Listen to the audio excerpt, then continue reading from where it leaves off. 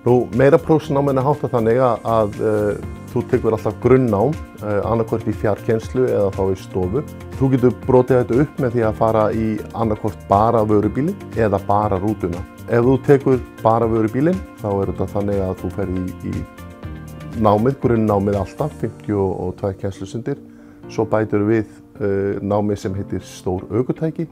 Þegar því lokið, þá ferðu í svokallað örpróf hjá Frumherja. Eftir örprófið þá hefur heimild til þess að koma til okkar í verklegt nám.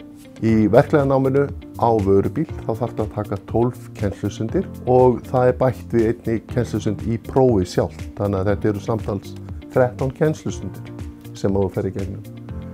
Ef þú velur að taka rútuna, þá það sama grunnnámið. Þú fer svo í farþega- og ferðafræði sem aukreitis, sem fylgir þá bara rútunni, svo kallað BFR. Og síðan ferðu í verklega kennslu sem að lágmarki 12 tímar pluss próftími.